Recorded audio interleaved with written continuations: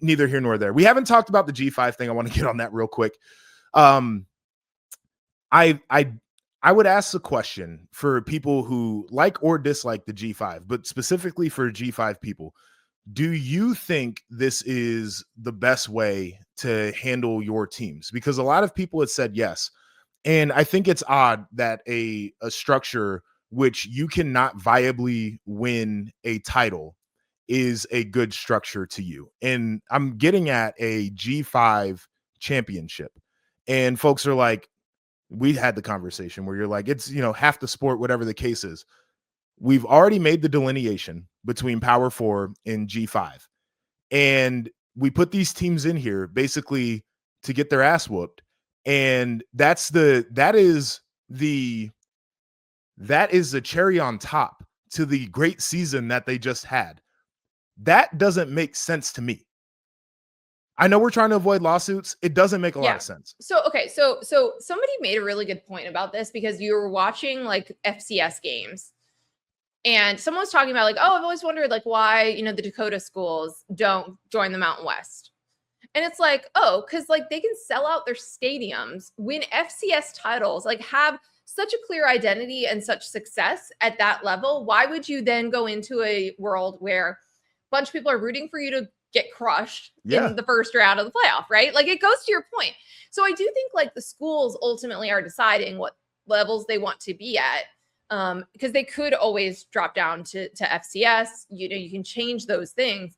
Where I feel on this. I feel like half the sport, you create a new division, whatever, right? But like they're all in FBS right now. So like everyone should have a path. And even if it's like one team that's the best of half of the sport, I'm fine with that. I think it's worth the value that it creates throughout the season and the inclusion and how everyone starts the season with that. I also understand the rosters are getting poached. The coaches are getting poached.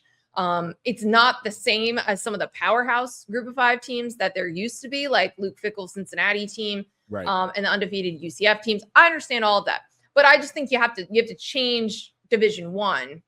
I think to so. Change that. That's right. Kind of what I'm getting at. Like You have to separate the P4 from from the G5 formally. If you're going to, we've made a decision that those two things are not the same by the way that we refer to them.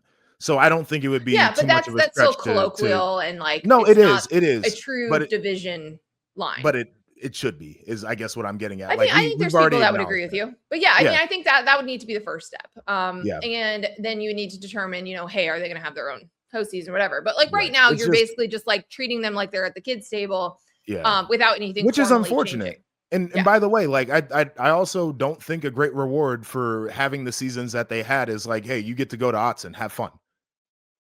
Well, I would argue if you talk to some JMU people that they were like, we used to be in the FCS and now we're playing in the playoff game. No, I'm not arguing that. Like I don't think that they ever had a viable path to winning a title, and that to me doesn't feel like a great way to celebrate a good season. Yeah, but again, like I think and I know you don't like my March Madness comps, but like the mid majors that can maybe sometimes pull off an upset, like they're not probably going to win the whole thing. This ain't hoops. I know. I'm just saying, like, you don't have to. Not every team that plays in a postseason. This is like power washing my window right now. It's actually hilarious. Nicole and I, by the way, you can hear the power washing, right? Like it's literally the window of my office. No, we can hear it. It's very good. Nicole and I argue about this just so that you guys can hear the power washing. The power washing actually is like very therapeutic. They're also ruining one of the screens on the window. I kind of want to see now that you mentioned. All right, actually, I'm going to mute yourself. Joshua, do you have any other thoughts on? Well, no, I mean, I was just going to say, like, this is a conversation Nicole and I argue about, like, almost every day over text.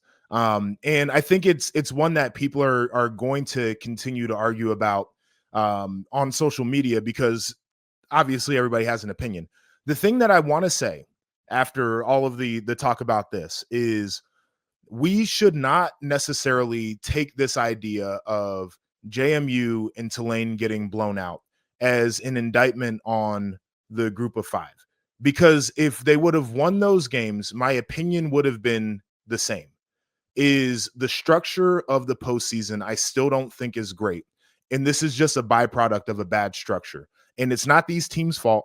We shouldn't like point the finger at them like they did something they weren't supposed to do. It's just the way that this thing goes. But we have to figure out a structure that is more sensible to what the postseason ideally would be.